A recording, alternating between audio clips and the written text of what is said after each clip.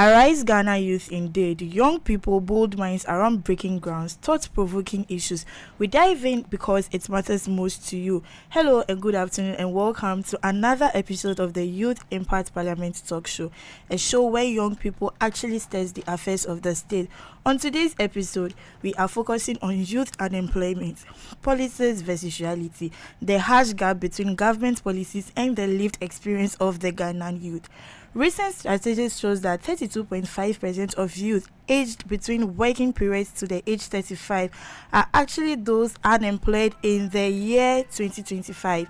My name is Matilda Akosua Docia and I am your host, coming to you live from the studios of Stone City 90.7 FM in the regional capitals of the Volta region. And as always, you know I don't always do this alone. With me are three goal-oriented gentlemen who are actually here to help you and I tackle the issue head on. But before I get to introduce my panel, I want to take this opportunity to wish you, our cherished listeners, a Merry Christmas. But before I get to introduce my panel, we are going for a quick commercial break. When we return, we will tackle this. So you can stay with us.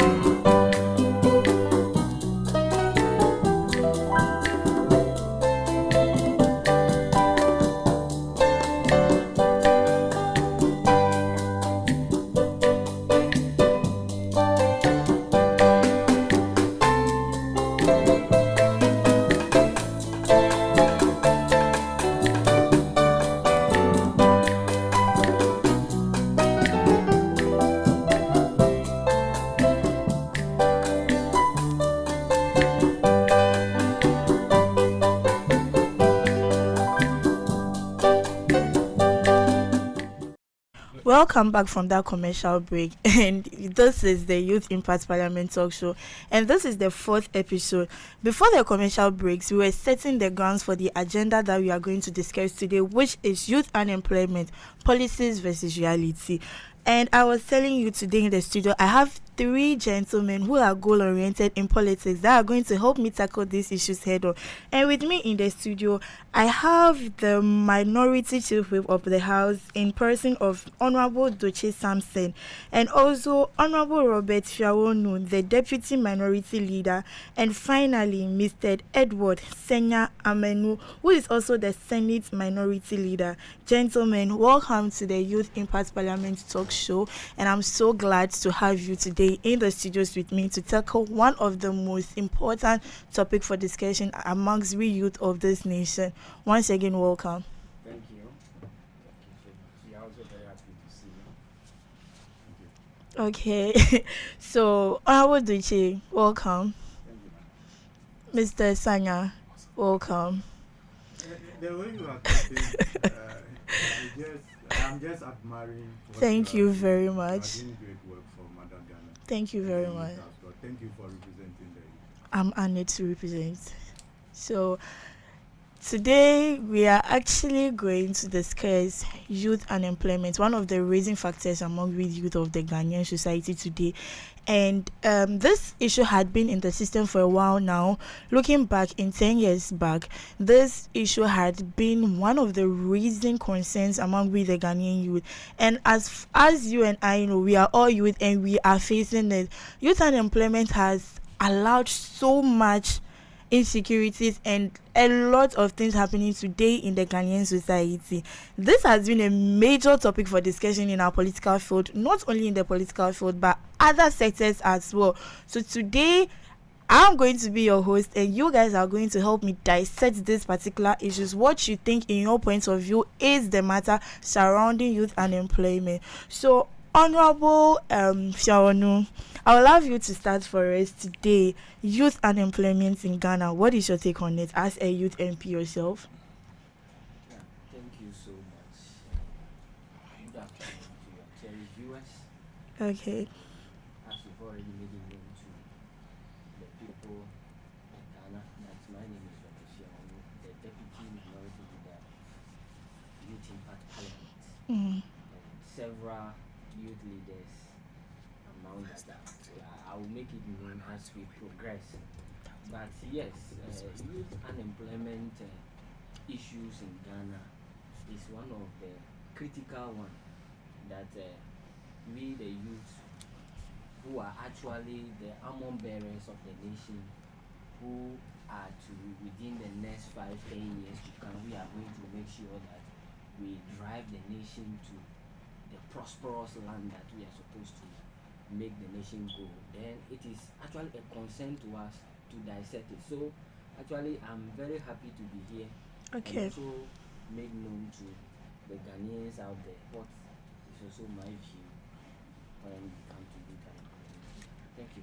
Okay, Honorable Senya, youth unemployment, one of the raising concern in the Ghanaian society. What is your take on youth unemployment? Well, good afternoon to our cherished listeners, and I would like to start with an appreciation to the Youth Impact Movement leadership for creating this opportunity. Okay. I would also like to thank the management of Stone City Radio for granting us their airwaves to have such fruitful discussion that will contribute to national discourse and the impact that we feel, maybe not immediately, but definitely our fight is to see a very conducive environment where youth thrive.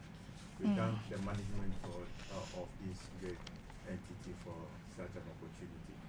Now to the topic of youth unemployment, it has been a canker in our national discourse for some time now, and the fact that it has become a national security issue is something that we the youth ourselves has a responsibility to play, whilst we try to hold the government or the duty bearers accountable.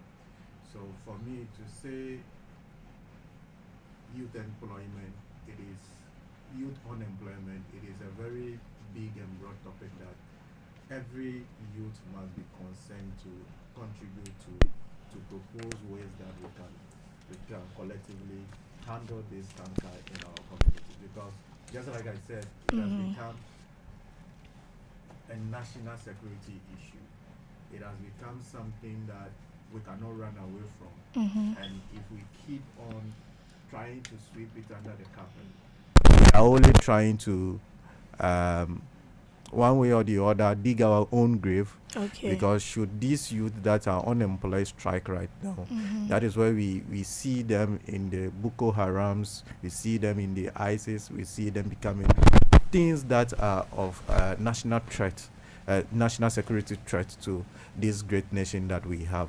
So this afternoon we are just going to propose our thought. We will discuss it, not political colors, but as a national issue, and then we all have to collectively contribute to this. Thank you so much. Thank you. Honorable Dotse, you as a youth MP, and youth unemployment is one of the factors that risks our state. It imposes great national security risks to we as a country. What do you have to say about youth unemployment and how it has gradually affected us? Yeah, thank you very much for your question. Before I actually set the ball rolling for the conversation, I would like to effect one correction. I am not the minority chief whip, but I am the first deputy minority whip of Youth Impact Parliament. And I'm representing the good people of Kwahun Afram Place North. My regards to all the people of Kwahun Afram Place North constituency that is naturally endowed with a lot of islands. We can talk of Pala Island, DJ Island, Dwarf Island. So if you want to tour any area, Kwahun Afram Place North is there. Now, unemployment situation in Ghana is one that is so worrying. And on my view, it is as a result of the youth today not ready to go or undergo apprenticeship. Okay. You will realize that the traditional works that are available, we can talk of blacksmith, we can talk of carpentry, we can talk of farming, and others. But when you look at the youth today, they are not willing to do any of this work. And more often than not, our parents also sometimes contribute to this. Some of the words that they use. You can hear words like, you will not go to school and learn. You want to be farming like the way I'm farming today. You want to be a carpenter like the way I am today. These words give a discouragement to a lot of youth today. So they are not willing to do any of this work. Okay. Farming, they don't want to hear it at all. Meanwhile, this is where we get our food and eat. Farming is very productive, and if our youth will accept and engage in farming, we will solve the problem of unemployment. We fail to do this, and we depend so much on the public sector. Okay. Somebody want to be under fund and be working, which is not helping us. Looking at the public sector, government alone cannot absorb the number of skilled labor that we have now. As we speak today, a lot of youths are demonstrating on the street for employment, but government is not responding positively. Okay. To that. So there are a lot that to say today concerning that, so that the youth of today will learn from that. Thank you. Okay, so thank you for that brief intro. You actually set the ball rolling for the discussion today. But as we talk, as at 2025 right now, the current rate of youth unemployment has drastically increased to 32.5% in the country. Should we say this is due to bad governance of the previous governance, or our MPs feel like they are doing with the youth favors by creating job opportunities for us, or are they solely entitled to creating job opportunities for us? Like you said, most of these youths want a white collar job. Why won't they invest more in other field sectors for the youth to actually invest more inside? And how does this current government policies tackle the high rate of 32.5% increments in youth unemployment? Thank you very much. When we are talking about the percentage of youth that are unemployed today, I don't know whether they've considered the unskilled labor as well.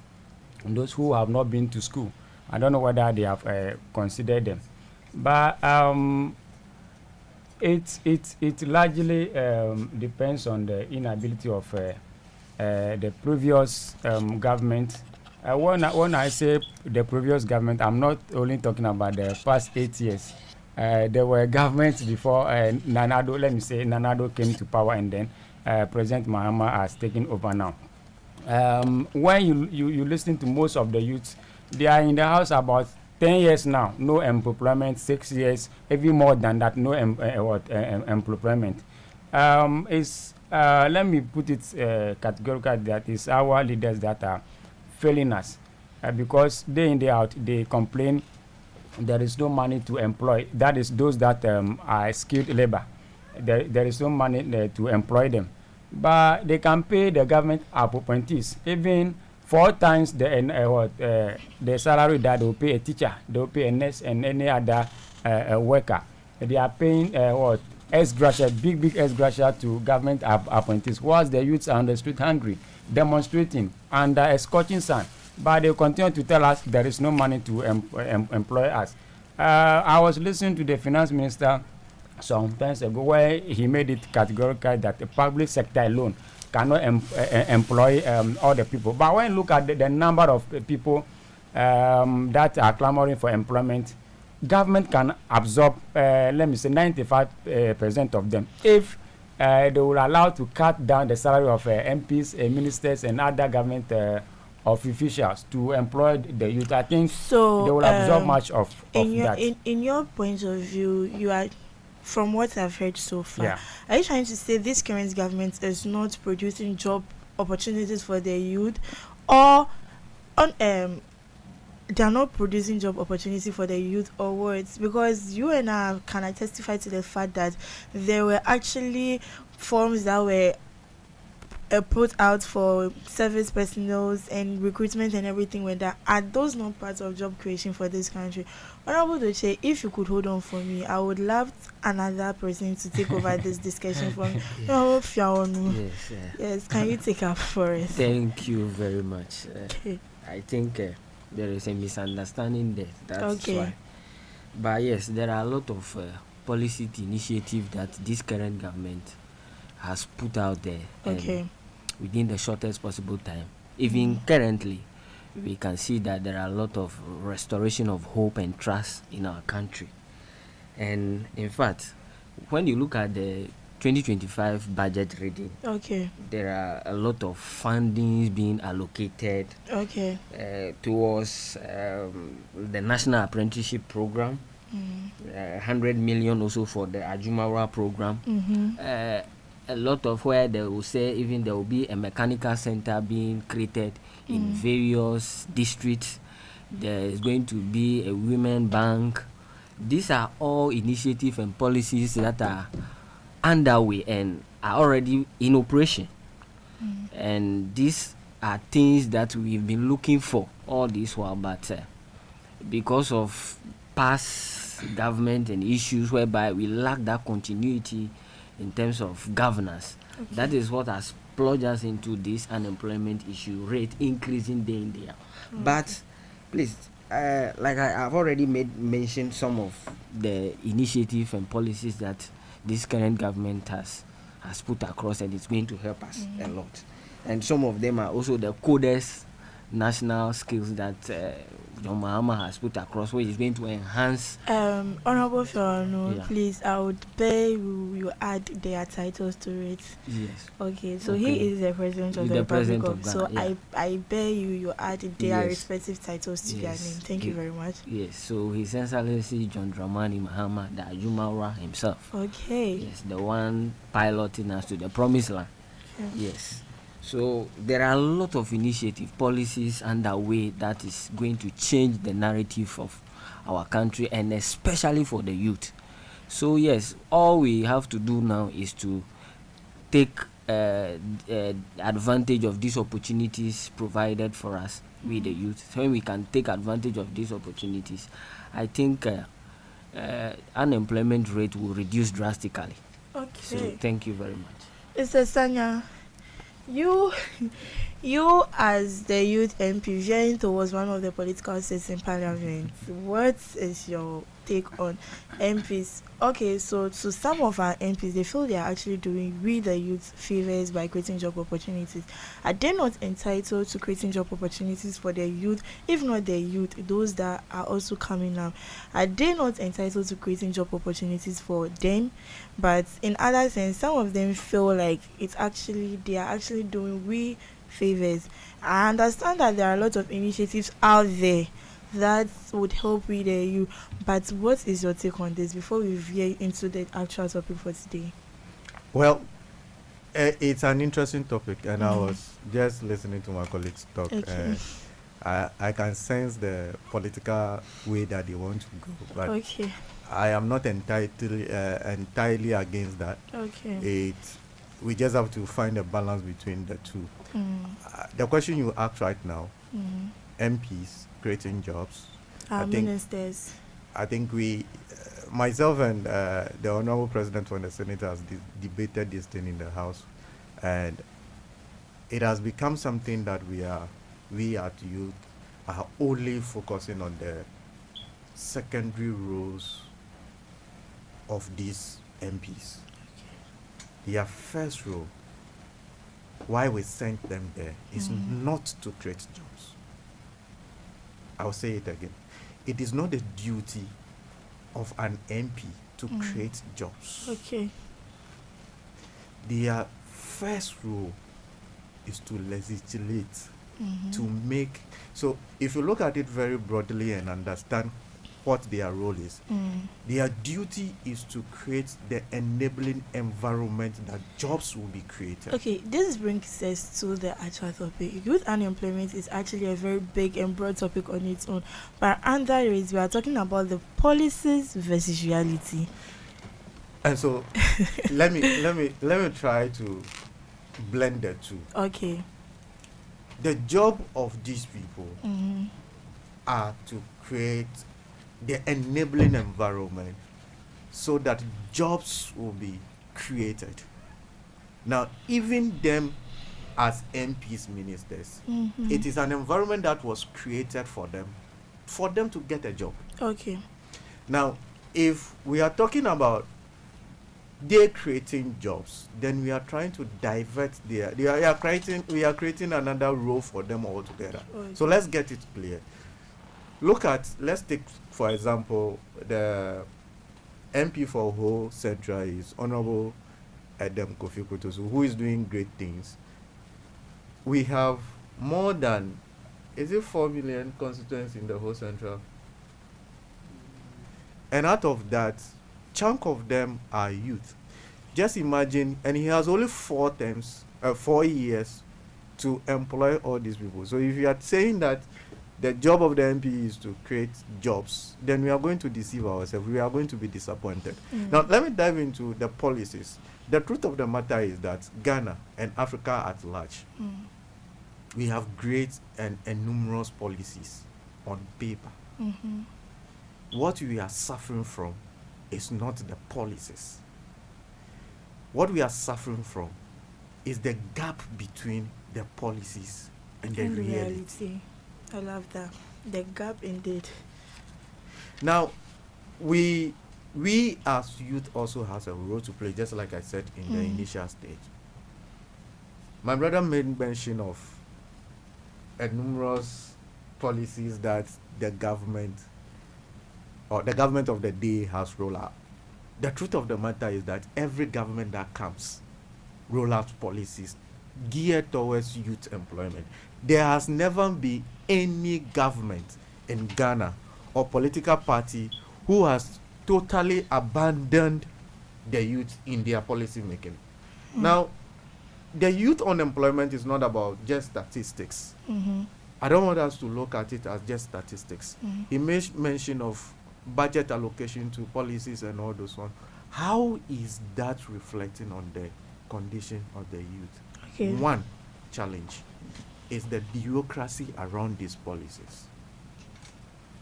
2, the willingness of these youth to take advantage of the policies. Now, if we take, like, for example, the Nkukon Kiti project, it's an agric-based policy, right? Yeah. Now, how many, is it day-old or 2-month-old chicks that has been distributed to all the constituencies in Ghana? How many? I think it is about 10,000 per constituency, right? Now, within that constituency, look at the number of youth that would love to go into that. Now, look at the framers of the policies, the requirements needed for you to start. Okay. So we are not just looking at you putting out policies out there. We are looking at how accessible these policies are to the target market. But we don't see those kind of things in our policy formation. And another thing that you will look at is that how many people are willing to go into the agriculture sector as youth? Just like my brother said, we are not willing to take the advantage of these policies, in as much as we will blame the government of the day of not providing the jobs and all those ones. We need to come together and understand our reality that there is no job.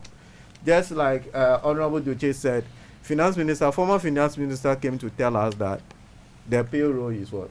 It's choked. It's full. It's actually full.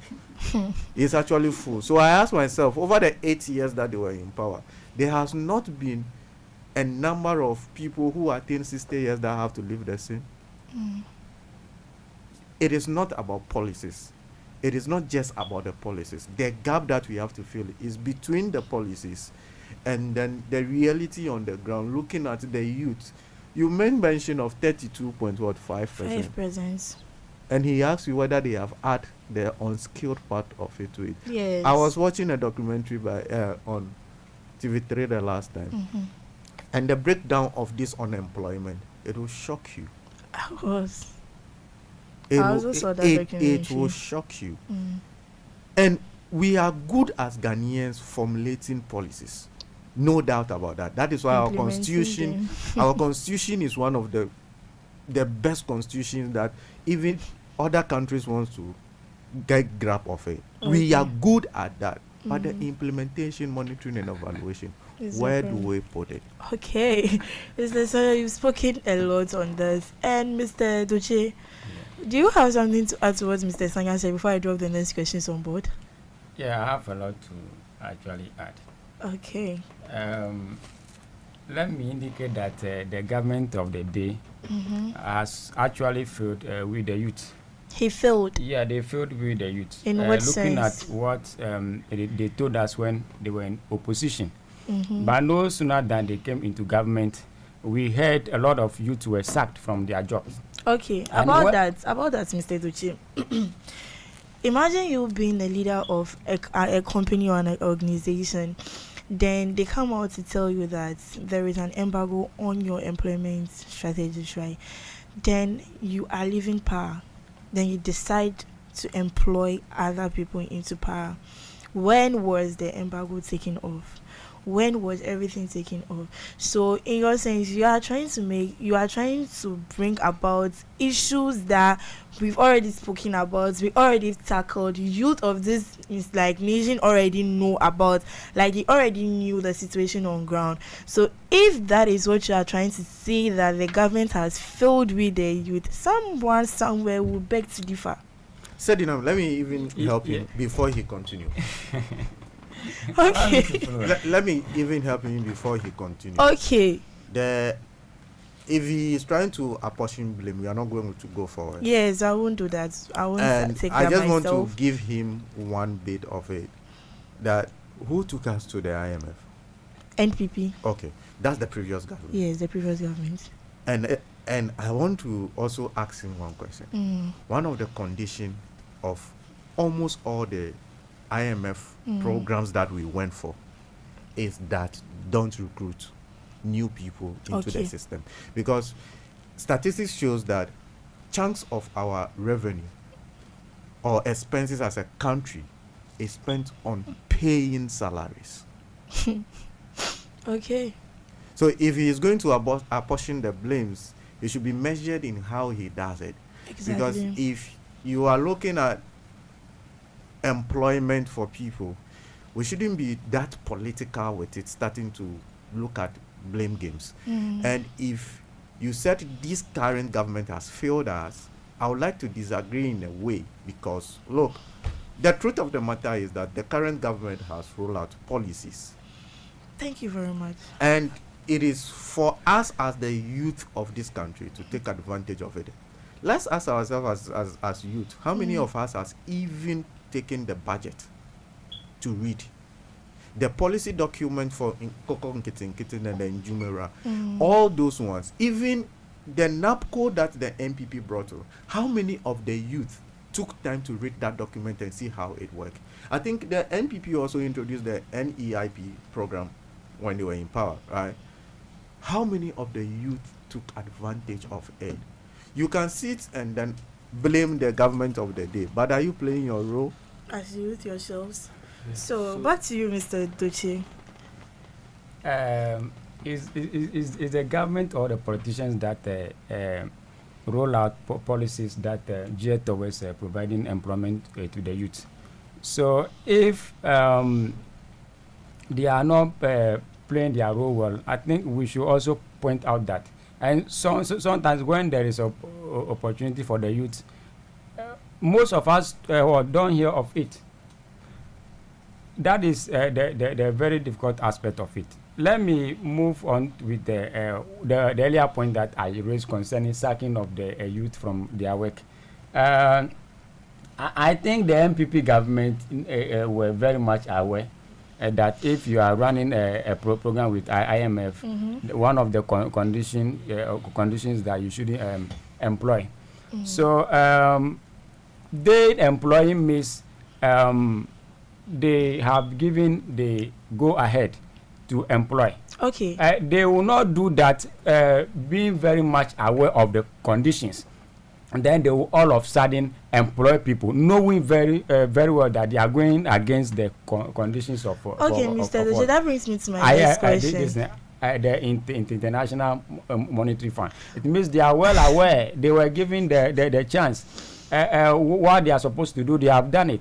Okay, if they Mr. shouldn't Docia, have done that, Mr. I'm not Docia, sure they will go ahead. Mr. Docia, that brings me to my next question. We were all in the same country where they came out publicly to tell us that there is an embargo being laid on the current employment of this nation. So why then couldn't they come out to the public to tell us that the embargo has been taken off before you employ? And you did that right after you leaving office for the next political party to take over. Are you not trying to implement debt on the next government that is coming to take over you? Or what? Are you not trying to create a hole for this current government to sink inside so that they would be the ones to take all your blames? Even most of those employments started before election. So when people are making the point that it was done right after election, I beg to differ, because some of my seniors from Jackson University College were posted and they are working now. Some of them were sacked. That's what I'm saying, that those that were shouting that when they come they will provide job for the youth, they have rather failed us. They told us that they are doing investigation about the employment processes, and some of their words are also is that they did not prepare before employing them, but they are paying the presidential staffers, they are paying the ministers and the MPs. Did they plan that from opposition before coming, knowing well that the meat is down to the bone, as they used to say? Okay, so Mr. Docia, you see the way your panellists. They should have waited and then audit all the employment processes and do the right thing than sacking the youth from their work. Today we are hungry. Hello, Mr. Docia. Your own words are trying to betray you. You have no idea about them. Because you just literally said they should have waited, and you will be the same person to sit in this chair and say they are not creating jobs. They should have waited. The people were on. Okay. Honorable Docia, hold on for me, Mr. Fiawornu. No, I want to. Honorable Docia, hold on for me first. We will come back to you, Mr. Fiawornu. Do you have something to say to what he's saying? Yes, I have something to say, but just that I want to guide him. Okay. He cannot guide me. He cannot guide me. Please, this is my office. Yes. No attack, no counter attack on anybody. I am not attacking. Okay. But I just want to. You see, anytime we are talking about issues pertaining to our country, and we the youth that are coming up, we need to be very sensitive and passionate about things that are just happening around us. But one thing I've realized is that Honorable Docia, like what Honorable Docia is doing right now, and that is what other big men, I don't want to just apportion or make reference to people, but you see, they always blame external forces due to issues happening in our country. Meanwhile, that shouldn't be the case. Let's talk domestically. I want we the youth, anytime we come to talk about these national issues, I want us to come home. Let's all come together and find ways and means by which we can domestically make our country a good one to live in, not apportioning blames to IMF, external forces, global issues. You see, this will not help us. You see, there are IMF issue here. I am not seeing it relevant here to talk about. They say we want to look at domestically the policies that and the realities. Yes, and the realities, facing. The gap. See, so you see, I want to talk about the mismatch or the disconnect between skills in our educational sector, comparing to the job market, the skills that are needed there. You see, yes, that is what I am seeing to be the problem here. You see, our educational sector in Ghana is very theoretical, and the job market also has its own requirement, its own skills. But anytime you see millions of us, I am a youth, millions of us coming out from the educational background or looking, or we go through the universities and other stuff with the good grades, But the actual fact is that when such people with good grades, first class, they will go to the job market, and the skill on the job market Needed. is not what It's they have lacking. acquired in the classroom. Exactly. So these are the things that we have to look at, and look at the way where we can reorient our educational system, whereby even if our youth in the universities and other stuff, if there can be an arrangement for these youth to get to know the relevance of the skills in the job market, so that when they are in the classroom too, they are learning, and whatever they are doing will be geared towards those skills. So you see, somebody graduating from school with first class and other stuff will not go and be wandering about looking for job. Because actual fact, that is one thing I've realized. There is a mismatch of skill. There is some kind of discrepancy over there, because we come out with good big schools, but when we get to the job market, we cannot deliver. So, Honorable Doce, I want us to look at some of these things rather than blaming IMF and whatever for who go and borrow, who did not go and borrow. I don't think that is what is necessary now. Okay, Honorable Doce, please, on to our very second story, like our very questions that you need to tackle. Is the brain drain of Ghanaian youth a loss for the economy, or a gain through remittance of global networks? Should I come again? Yes. Okay, is the brain drain of Ghana's youth a loss for the economy, or a gain through remittance and global network? Does Ghana lose when its youth leave, or it gain global recognition or advantage? Yes. Thank you very much. I think, let me also share a little I can say on that. You know, globally, according to the global analytical polls, according to the current budget being read, 2025 budget being read, global analytical polls that was cast, 84%. One of the best budgets so One far. of the best budgets so far. I love that. Are you getting it? So globally, people are hailing us, are hailing our whatever we are doing here. Okay. So all that we need now, or all that we are doing, has nothing to do with global issues that some other political parties may keep on claiming that it is Russia and Ukraine war, it is whatever. Those shouldn't be the case, but rather we have a good environment, and enabling one, of course, that we have to now come domestically. Let's look at issues that are going on, corruptions that are going on, which is preventing the youth.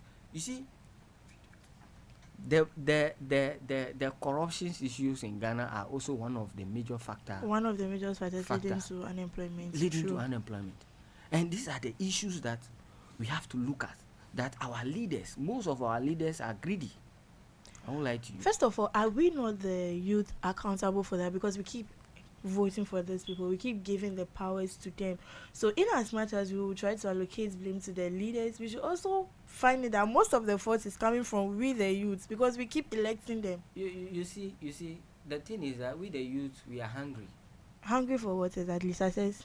You see, we are hungry for opportunities. Okay. So anytime we go out there and we see these our leaders ready to give us something that will only satisfy us today, we are, because of the frustration, because of how hungry we are, we also jump onto those things, not thinking about the fact that these people are not going to be there for us all the time, but rather we are the one going to face the issues. And that is the issue. That's why we keep on. You see, there is something Prof. Lumumba said that I would like to iterate here. He said that when you go to America, if you are corrupt, you will be jailed. He mentioned several other nations that when you are corrupt, they will kill you, they will do that. But in Africa and in Ghana, I would say, if a leader is corrupt, that is when that leader will be put at the pedestal for him to be voted to become president or become a leader in our country. And you see, we the youth, because of the desperation, because of how frustrated we are, if you can give me some 1,000 Ghana cedis, And even you, I know you to be a bad leader, but because you can give me some 1,000 Ghana cedis to be able to purchase some things for myself, at that moment, I will go and do what I'm not supposed to do. Okay. Yes, so there should be an overhauling of the whole system, whereby we, the youth, should also stand. The leader, we should hold the leaders accountable. These are some of the things that we should do. And about that, we have national platform where the youth, all the citizens of this country are supposed to imply their thoughts, host posts concerning national debates. We have platforms like X. TV3 also has a platform where the youth and citizens are supposed to hold posts pertaining on how the current government is ruling. And funny enough, the percentage of youth that get engaged on such platforms are just few. But you will see them indulging in things that are not necessarily helping them as youth. You see them in that entertainment section. They are there. They are there. But there are national issues that needs your thoughts, that needs your contribution, but you are not implying, you are not giving your thoughts on it. And this same youth sits back and be like, our voices are not being heard, they are not giving us what we need, but they are actually waiting for you to do the needful so they can also help you out. What do you have to say about that, Mr. Sanya?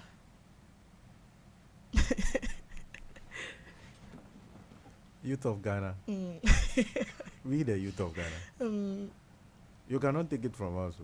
What's take over from you guys? Our entertainment. Okay. You cannot take it out from us. Okay. That one day, you can be 100% assured that you can't take it from us. But I always ask a question that after the entertainment, what next? After the jamboree, what next? We are hungry. And you know the energy that they used to do these things, it will amaze you that why can't they use the same energy to do something for themselves? But do you have to blame them? Yes, no, somehow. You can't blame them. Somehow, somewhere, some blames can't be allocated to get entirely. the attention of an MP. Yeah. Okay. To get the attention of a duty bearer. To get the attention of a decision maker. Okay. You must go the rough way sometimes. And in most times, that is what they listen to. So the youth have devised that way. See, how many of our leaders endorses entertainment? Few. Okay. But do you know that these big artists that put up these shows are fighting for the youth? They are. They serve as a mouthpiece of the youth. Okay. So if Shatawale, for example, or Stoneboy, for example, speaks, it can get quickly to the president or any duty bearer than for them to go and sit at TV3 post and then do what exactly? Exactly. Because these people have followers, huge following, masses. You saw the Beam Fest where you shouted to your voice out. Yeah. And you saw the agenda Shatawale was leading some time ago, even prior to the election. He had the opportunity to ask question Dr. Baumia that he is not fighting for himself, he's fighting for his fans. Yes. You saw that video? Yes. So what do you expect this youth to be? Now, you see, our politicians or our leaders have taken the media as if it is just too much professionalism, people not being themselves in that space.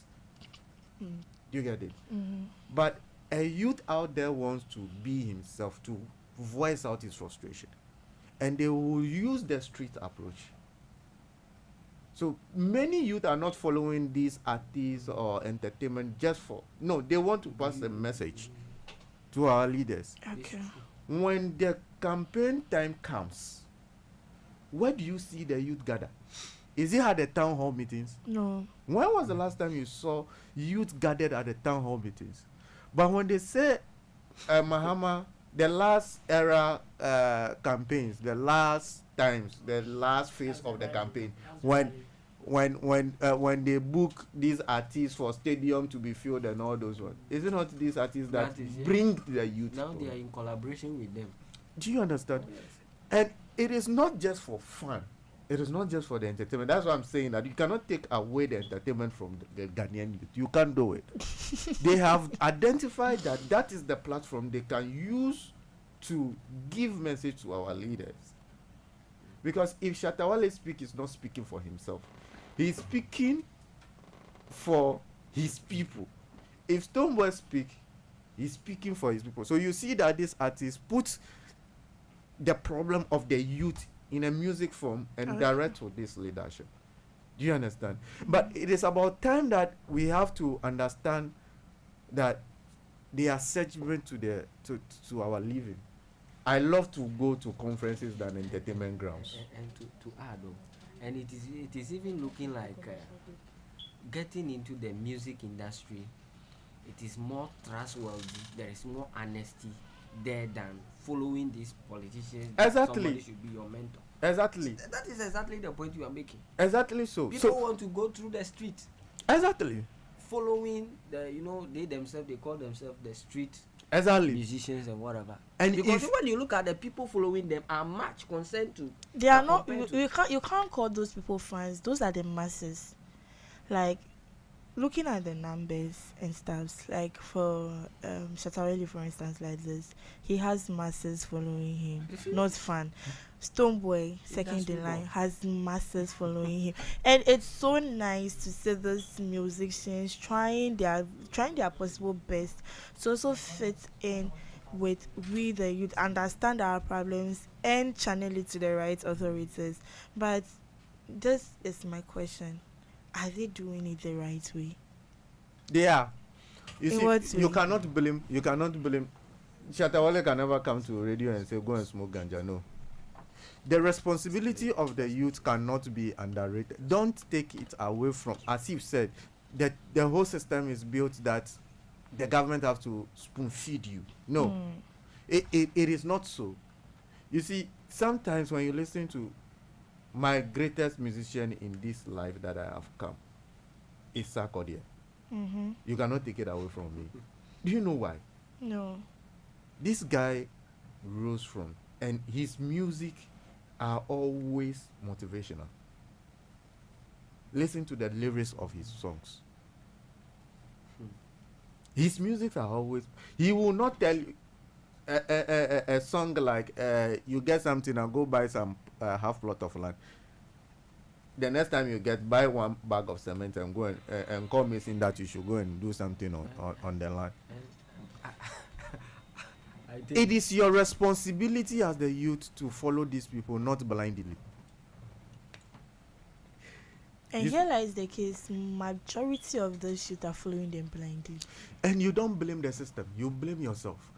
Jesus Christ came for the whole world. And you see, I want to make something. You see, it looks like Ghanaian youth, we like motivational messages. Yes, but not the efforts. Are you getting it? We like motivation. That is why our politicians are also turning to motivational speakers. Are you getting it? Because you said something right now, just right now, that the motivation behind the lyrics of that is what make you so you see, and they have the masses. So our politicians are also trying to adopt such strategies whereby somebody will come promise heaven and earth, and then everybody is shouting, and that is what happened. The former government, that was what they used in winning the election 2016, motivation, and at the end, nothing to write home about. So it is true what you are saying. So the motivation is there, but you see, it is high time we the youth leave those motivational messages and become practical on ground. Okay, so it is high time. It is like this. We cannot write away motivation. We cannot write away inspiration. Okay. Whatever you do with that seed, the motivation is like a seed in your hand. Whatever you do with that seed is what will bring the fruit. Now, you see, I have taken cue from those people You understand? And if there is nothing moving you, you just imagine that you wake up and nobody talks to you, to your mind, to see the possibility of things. Do you understand me? Now, I want us to understand that in as much as these people, we are only learning the theoretical part of what the people does. Let's take Shatawale for example. Has he not created jobs for people? Through his Shazi business. Has he not? Now, take the brand as Shatawale alone. Now, you want me to talk entertainment. I have left the entertainment thing for long. I'm coming on. Let me land on this. Take the brand as Shatawale. He has created employment for a manager, a PR, a stage, so many. Look at that chain. Do you get it? Now, so you as a youth seeing somebody with such results, you think that you only listen to the lyrics and sit down in the house? No. You follow the lyrics. Okay, so we are going for a quick commercial break. When we come back, we will still dive into the matters. It's so far so good. It has been an interesting topic and interesting conversation with my panelists. You, our viewers as well, could join the conversation via WhatsApp, call or SMS is on 0240 660 208 or 0200 312 935. We are going for a quick musical breather. We'll be right back.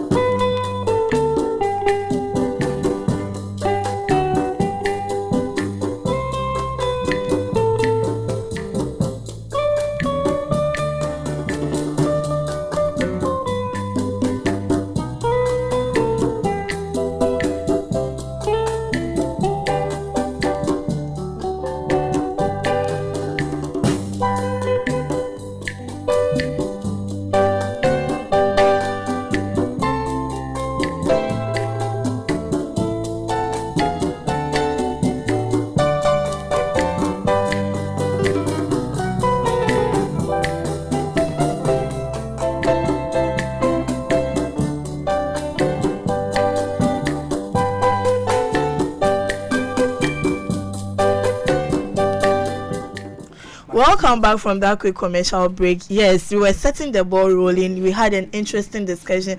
And as you know, if you only know what we stay behind when the mic is off, well, it's a political debate. It's an educational forum designed for youth. Welcome back from that quick commercial break. You, our lovely listeners, can also join the conversation via 0240 660-208 or 0200-312-935. Gentlemen, we went for a quick commercial break. You didn't give us water. Sorry about that, but we saved you guys water, right? So anybody who wants to sponsor the show, yes, we are open for sponsorships. Yes, exactly. You know that. Yes. You know what I hear? We are in AC and then our bodies are dry.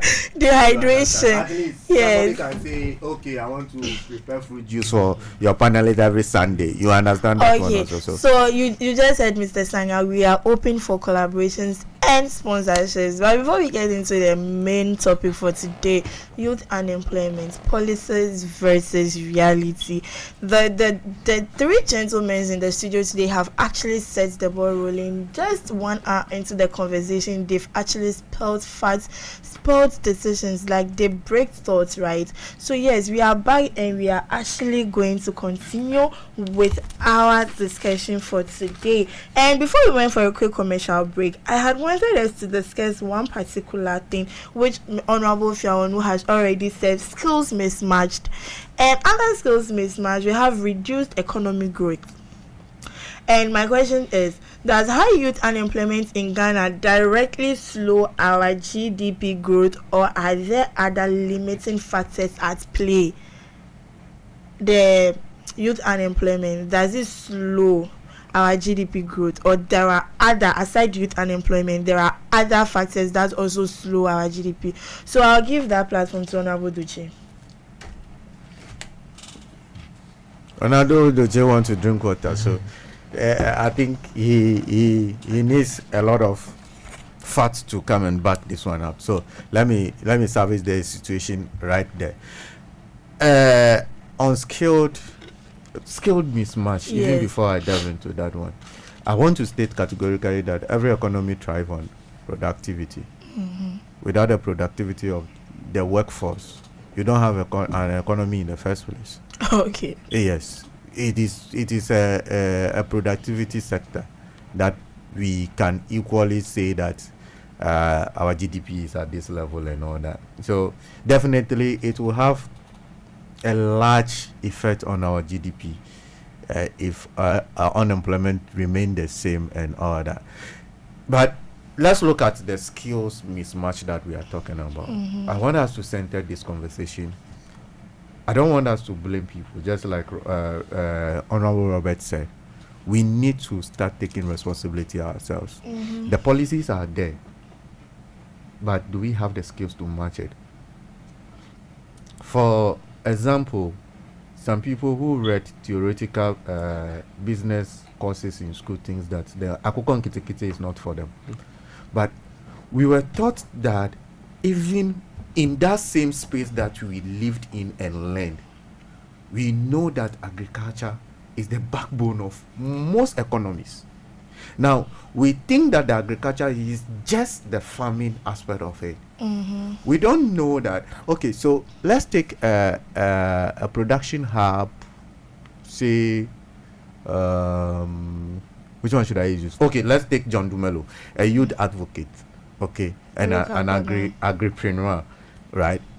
Do you think that John Dumelo don't have a marketer in there?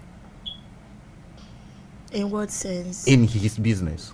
He will definitely have a market. Does he have an accountant? Yes. Does he have a PR? Does he have an HR? So you could see what agriculture could have done. Yeah. Okay. But we, the youth, are not taking advantage of these processes, Okay. these policies. Now, one thing is that we always want our name to be on our businesses. We are not ready to collaborate. Okay. We are not ready to partner. And the government will not, like, at the end of the day, provide support for one person alone. It is difficult to even access a loan facility to start anything alone. Okay, about the loan facilities, don't we have banks that are purposely designed for the agricultural sector? We have ADB, right? Yes. That is solely for agriculture. But you will see these banks are not functioning to their full potentials. What could be the problem? It is because we are not holding them accountable. We are not holding them responsible. Now, if myself and Dotse partner that we are going to Agri Development Bank for a loan, there are criteria they look at, and I think I spoke about the bureaucracy around these policies that we look at. The entities that are built to help us to grow, the bureaucracies are around it is becoming too much for us. Now, if we partner and we go, now we have won 1 point that, okay, it is a partnership. But if he alone goes, they are go. Even the collateral that will ask, he alone cannot raise it. Okay. Do you understand it? So it is about time the youth started to come together to form something to create employment for ourselves. I have been part of so many initiatives that my name self don't appear. But the job must be done for you to get something on the table. Somebody will say that it's bread and butter issues that we are talking about here. Is that not it? But adakulutawa china ngoga nebe wame. You want your name always to be on the thing, so you are lacking. Okay. And we all cannot be leaders. Some people have to follow. Do you understand me? Yeah. So it is. I want us to shift the conversation from leadership. Now they have formed policies down. Okay. How are we taking advantage of these policies to be productive, to contribute to the GDP of Ghana? Because if unemployment rises, now it does not affect the individual alone. It affects the whole nation. It is a national security issue. And therefore, what that will do to the country is that investors will not even come because there is insecurity in the country. It is not only political insecurity we are talking about. Because if I bring my money here to invest, I'm not going to get the return. So because there is insecurity, robbers here and there and all those ones. So definitely we have to sit down critically as youth. Jones Amagashi is a marketer. What is the name? Honorable my boss is an IT and graphic work kind of person. Okay. How can we collaborate to build something for ourselves? And we are appealing to the government of the day or any government that will come that such people must be given some priorities, that access to certain resources shouldn't be that with high interest, bureaucracy, requirements and all that. And do you know what pains me most? The assembly level. Okay, what about assembly Okay, level? so when you immediately start business to create job opportunities, they start taxing you. Even if you start today, they start chasing you. Do you know that deters many people from starting something? We are not paying attention to it, and we think that it's normal. The assembly must make money. Yes. How? They must tax the system. We agree. But can you segment this taxing? Can you segment it that this is a fresh business? The person has not even made profit. But I think with regards to that, I have learned if it is a startup, there is a kind of duration given before it will be taxed. My brother, is that the reality? That the reality? Oh yes, I've no. Let's not pretend here. No. I am not pretending.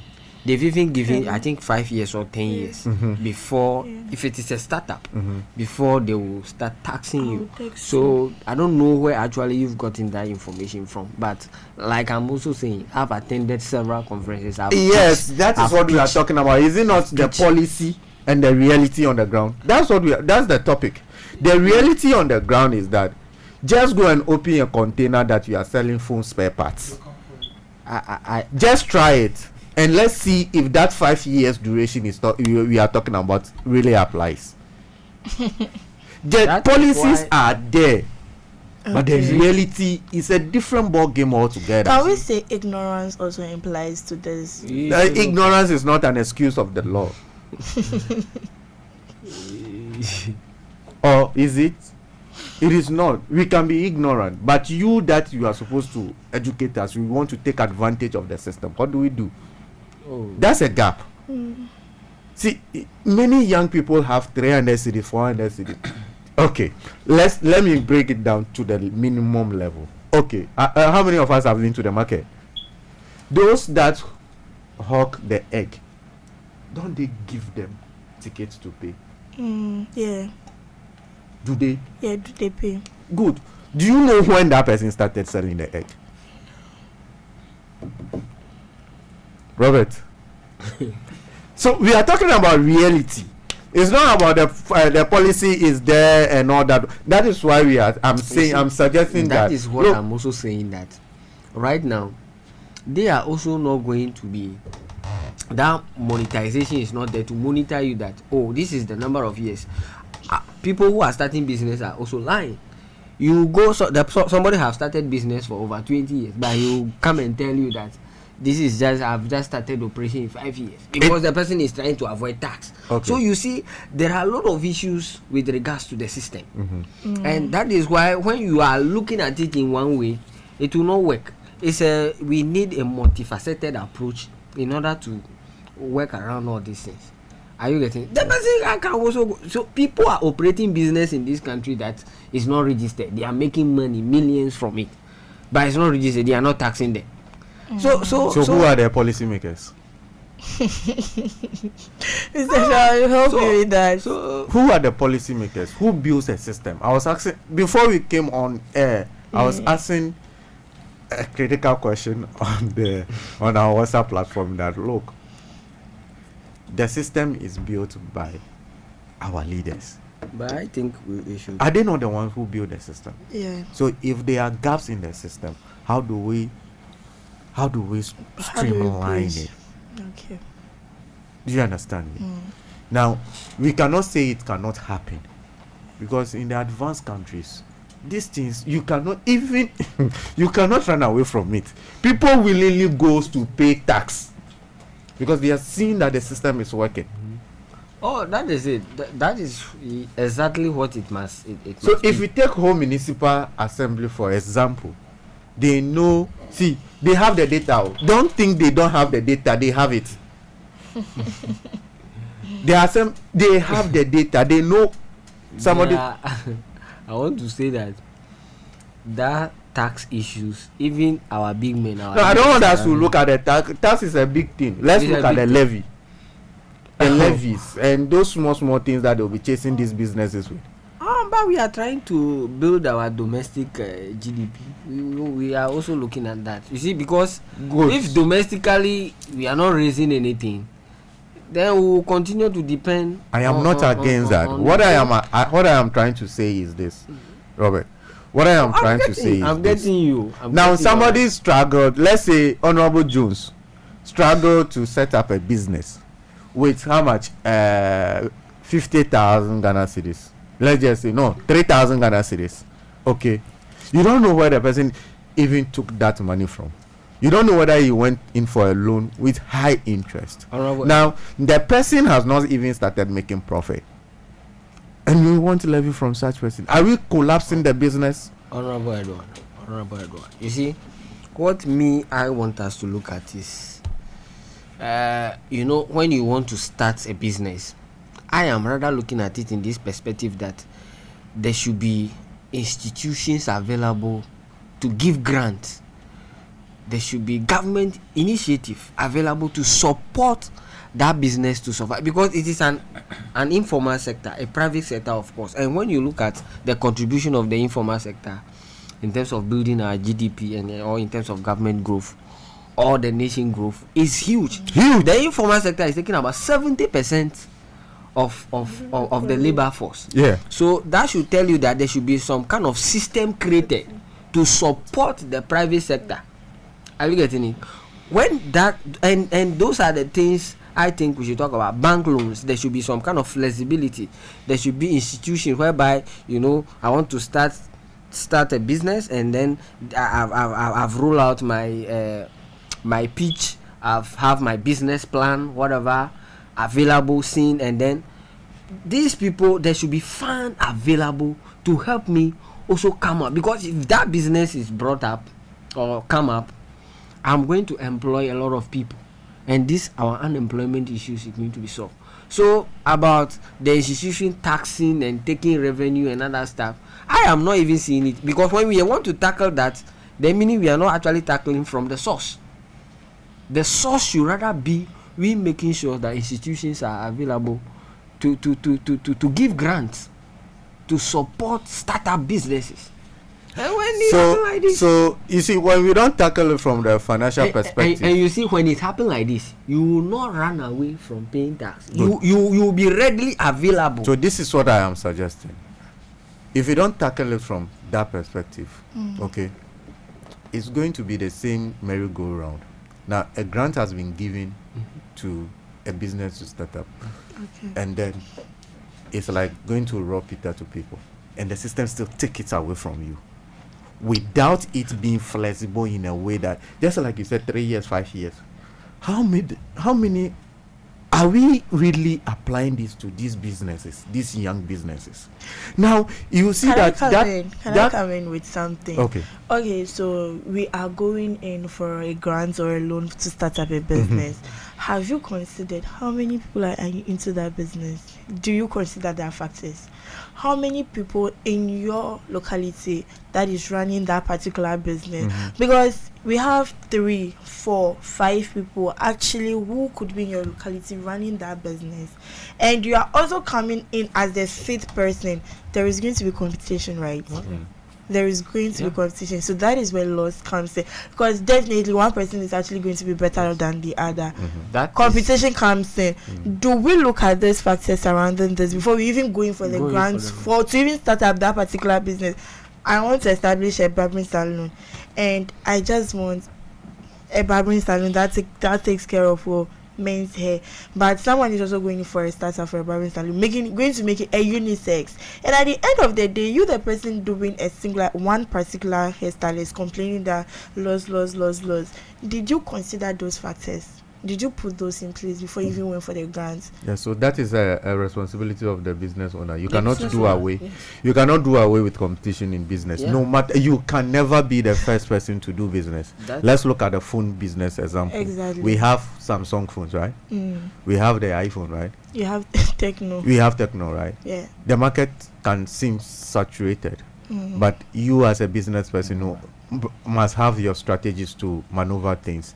Now, what we are talking about, the fundamental thing we are talking about is that, look, whether you make the sales or profit or whatever, the system is still taking the money away from you from the onset. It's just like you giving food to an infant, and then you turn back and take the food from the infant. That is why I have the challenge. Because, look, Robert, I'm coming on. Look, let's be fair to ourselves. We know that the system needs money. Okay. Now, the grace period you give, is it really working on the grounds? That's what I want us to look at. I understand all what you are talking about, but my main thing is that, let's say I went in for a loan to start a business, and immediately I open shop. You want to start taking money from me? How do I pay that loan back if I'm not even making a profit? Now, this goes to most of the youth that thinks that record keeping is not a key thing. You see, and this is where I blame people who thinks that you go to school and then you just come and be wasting in the house. No, it is a lame excuse, because the petty things you learn in school, where is tax deducted from? Is it not after profit? So if you are not keeping record, how can you even tell that you have made profit? It's true.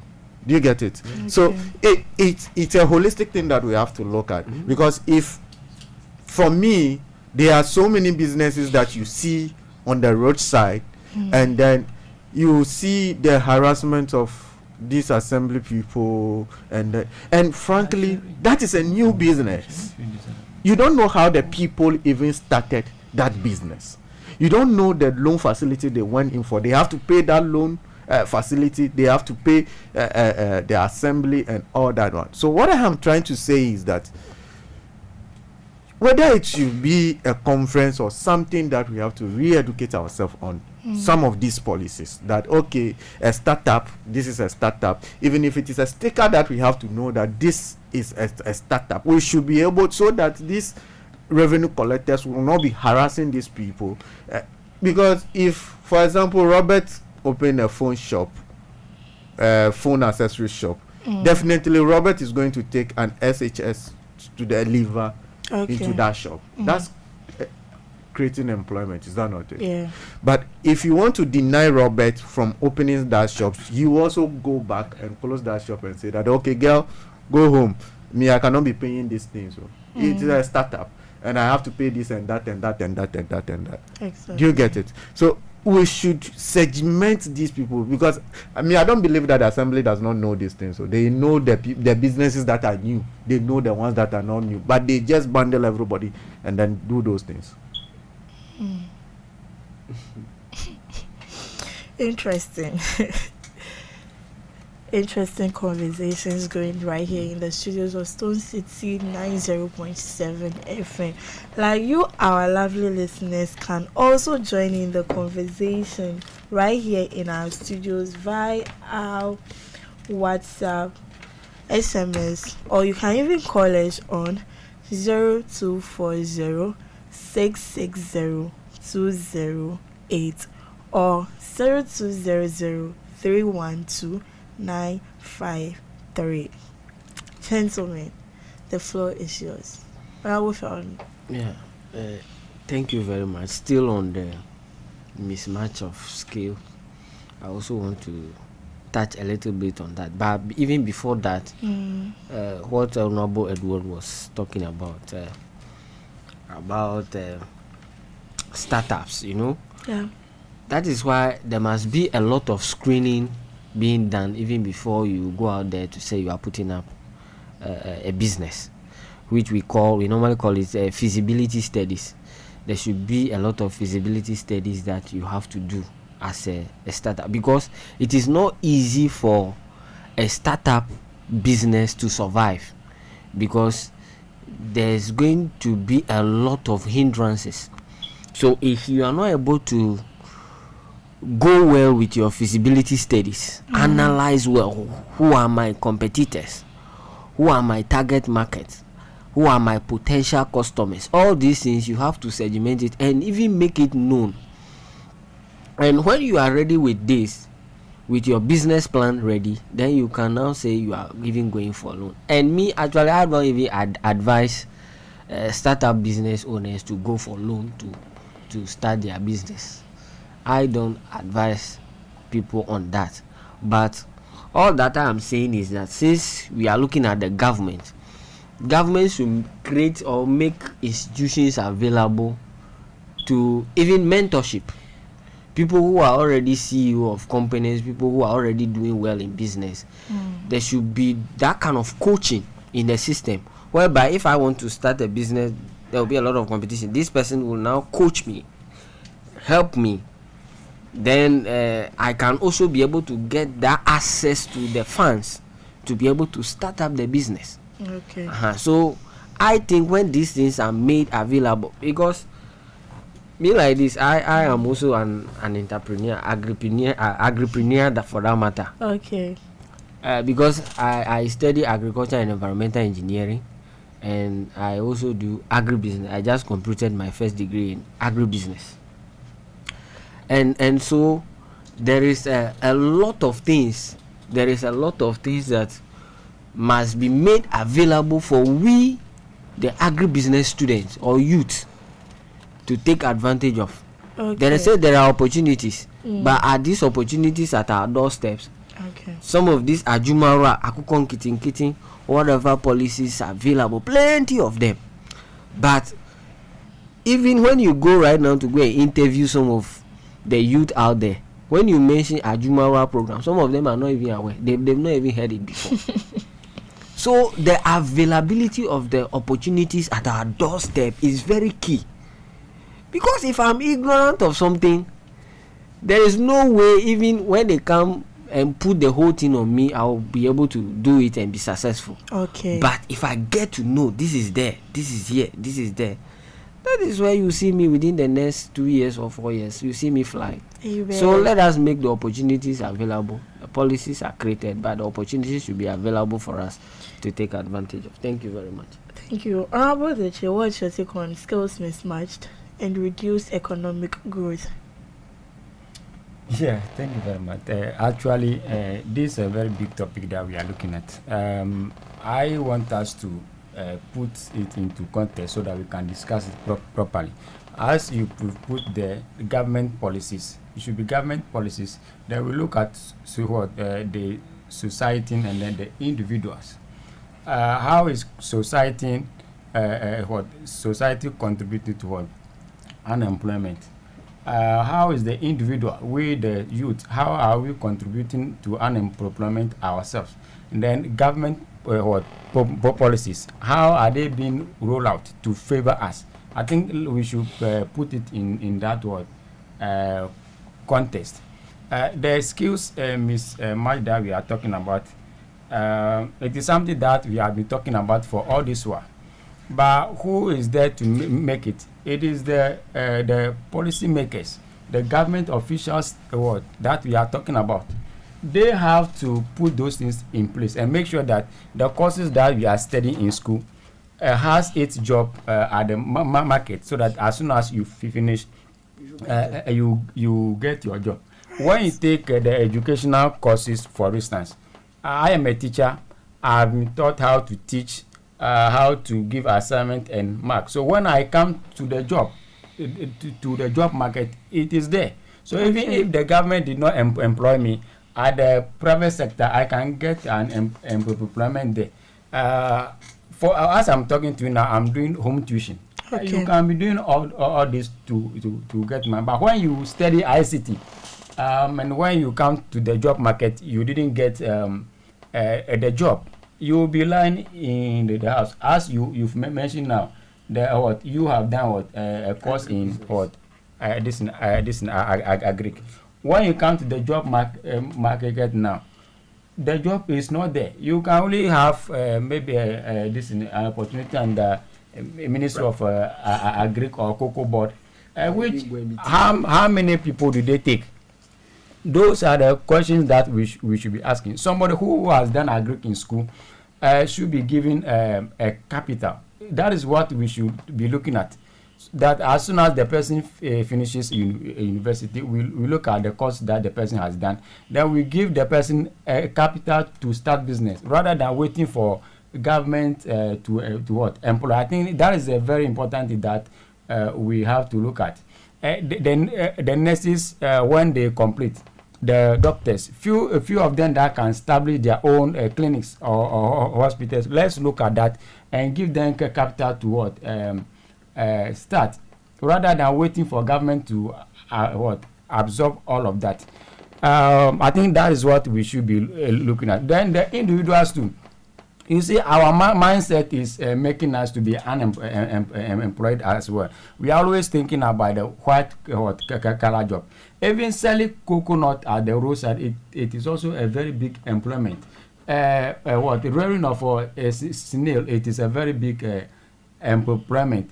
Being a carpenter is it is a very good employment. Even washing a car, working at a washing bay, it is also a very good work. But how has society contributed to unemployment? The moment you are working there, they don't regard you. They see you as an ordinary person. Meanwhile, that is where the money is. You will not go to Kumasi and other areas to do galamsey to further destroy the country, because you'll be getting your daily bread from there. Our ladies can also do those work. They can sell coconut at the roadside. They can do other jobs. But here lies the case. We are looking at the white collar job. I think we should look at that very well. Those that can fish, let's get the fishing this canoe for them, the net for them, so that they can start appropriating.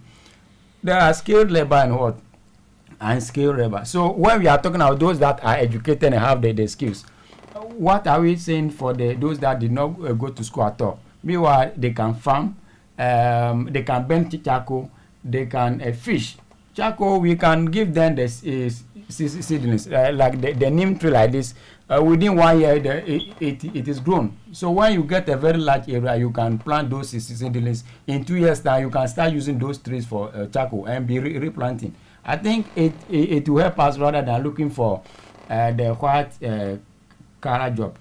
When it comes to government policies, the current government has proposed some policies that I think will help in solving the problem for this unemployment. The Nkukwan that we are talking about, it's a very good program that if they roll it out well, will benefit. But as somebody has said, the bureaucracy alone is so huge.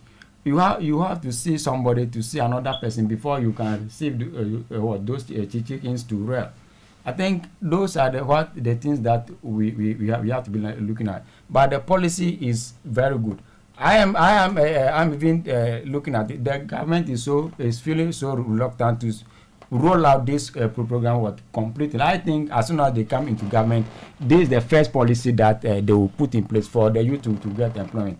Because the chickens, 6 months, 7 months, you can start selling them off and get a lot of money. So I think it is a very good initiative. And then the 1 million coders program that they talk about. By this time, we should have those things in place because the youth are hungry, so that they can learn those skills and start finding some jobs for themselves. So I think there are a lot to that. Okay, so thank you very much for that insight. We are going to open our phone lines any moment from now for our cherished listeners to also join in the conversation. But just know you can also join in the conversation via our WhatsApp. You can call or even SMS us on 0240-660208 or 0200-312-935. I will take the numbers again. 0240-660208 or 0200-312-935. Hello. Hello. Hello. Good afternoon and welcome. Can you hear me? Yeah, I can hear you. Okay. Yeah, my name is Magbled. Okay. Thank you for the opportunity, and I would like to commend my colleagues in the House for the great presentation and insights given so far. But I would like to touch on one or two things pertaining the youth participation and other stuff. So with the youth participation, is it there are those times that have passed that the old age dominates, that they take decisions for us, do a whole lot of us. But taking a look at last year till now, the dynamics have changed as to the youth taking the space in a way. Right now, if you take a look, the youth judge or comment more on styles on social media. Okay. So the exposure is coming a bit. So we are just hoping that this platform, so that our voices as well be heard. Since maybe the old age people, that not all of them are on social media to read what we write. Maybe the opportunity comes that we can voice out some of them face to face for them to hear as well.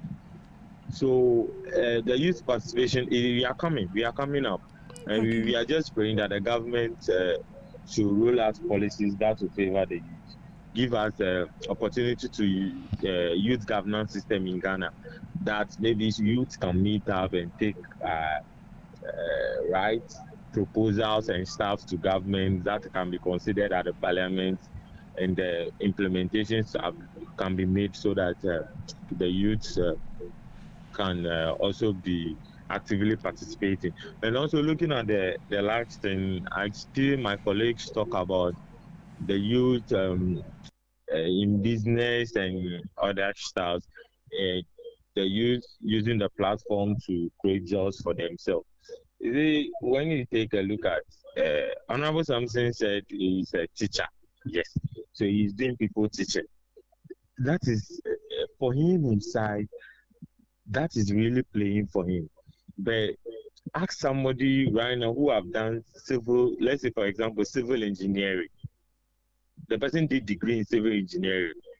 With what the person learned in school, if let's say the person doesn't have the opportunity to learn any other skill, what would that person use to be feeding him or herself just after school if he or she didn't get a job?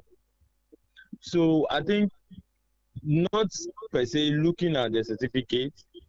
Sometimes government should, when students complete school, there should be these short courses that they can put out for them to get some sharp skills for themselves as they keep themselves going. So a whole lot needs to be done, and I'm happy the way the economy is moving the youth space so far. Okay, thank you very much. And we would love you wrap up for us, and that was an insightful call from one of our callers.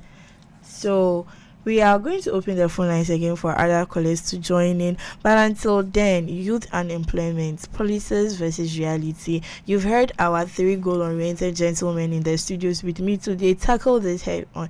They've said a lot. Our cherished listeners could also join in the conversation via our WhatsApp, SMS, or even call us on 0240-660-208 or 0200-312-935.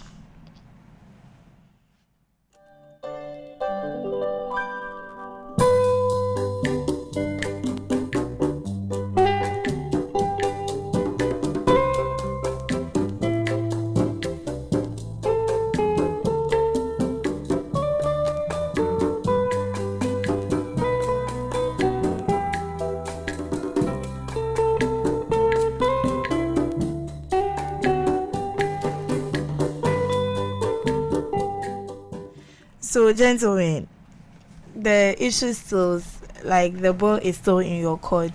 What are the impacts? Like, what are the causes? What can we do as youth to tackle youth unemployment? As we all know, most of you have said a lot of things, and this cannot just be laid at the doorstep of the government. We, the youth, must also take responsibility and accountability. So, Honorable Dotse, what do you have to say on this? Let me comment on one thing that the caller said. The mismatch of skills in the at the job market. Okay, someone is calling. So, hello, welcome to Youth Impact Parliament Talk Show. May we know your name and where you are calling us from? Thank you very much. I'm James Amegashibiglu. Okay, welcome. On the issue of youth unemployment, I think the matter, to best interpret it, is for the youth to understand that no matter how many opportunities government would offer or put forth over there, it will never satisfy the entire youth community. That is why youth are supposed to take entrepreneurship as a very big deal. There are a lot of opportunities within this particular generation with the emergence of AI, digital marketing, content creation. Content creation pays a lot. It pays even more than some jobs give. And entrepreneurship in agric and all those fields. So youth who sit down there waiting for job, once they have opportunity in front of them, will be doing themselves more harm than good. When the job comes and you are not getting so much pay, you can add it to it. But some of the youth will tell you content creation is the one which even feeds them all. They are getting as much as 5,000, 10,000 from it. So we want to educate our youth listening that don't wait for jobs. Create opportunities for yourself. The opportunities are just there.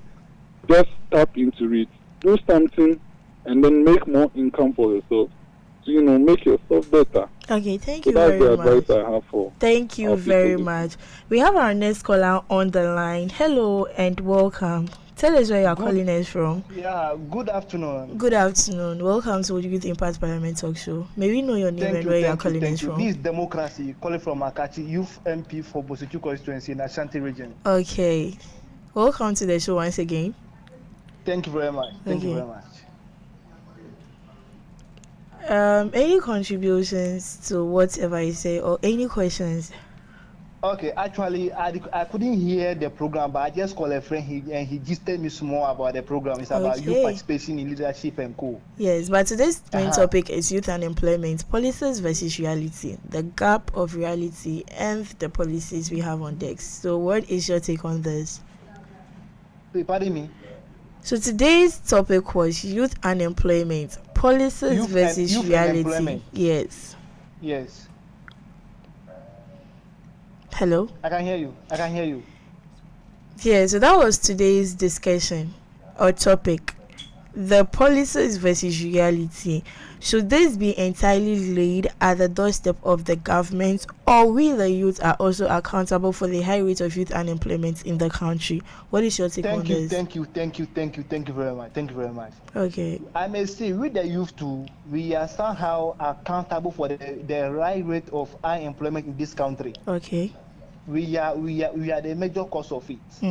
You may ask me why. The reason being that, for example, I'm a graduate. I'm a complete school right now. I'm a teacher trainee, and they have not posted me yet. So you want me to be waiting for the government to give me posting while private schools are there? No. So the more I'm waiting, I'm adding to the people that are unemployed in the country.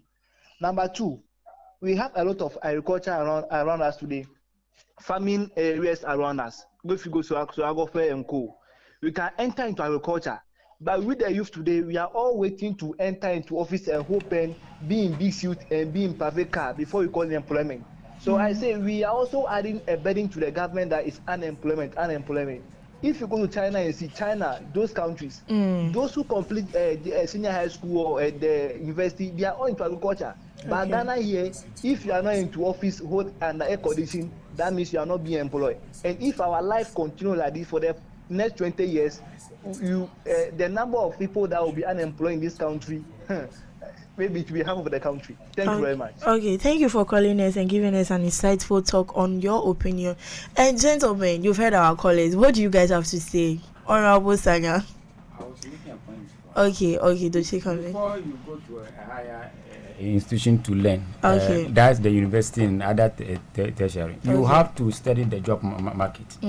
You don't go and do a course, as we have said earlier on. You don't go and do a course and come and the job. You don't have a job on the market to do. So the youth have to be looking at the courses that they do. If the university realizes that over 3 years, nobody is applying to do that particular course, they will roll it out of the system. So let us study the job market before we pick our courses. If you go and do a civil engineering and you finish and there is no job for you, you will be in the house. So somebody who has completed a higher education and did the education will be harnessing the little chances around. So let us study the job market and the courses that we are doing. I also want to add this to what Honorable Docia has already said, that our universities to have a role to play.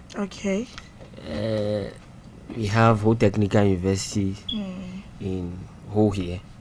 So if people are doing civil engineering, people are doing agriculture engineering, people are doing ICT and blah blah blah, I think the institution, the university, has to also have that kind of link with the job market institutions. Whereby, as I am studying in the classroom, there should be an opportunity where I can also go directly and go and look at what, after I am done, what I am going to do. So when these things are in connection or are together, are working together, there it means I will not finish and then go to, because some people finish school after they go to the job places for an interview. You then realize that the skills needed actually was not captured at the university.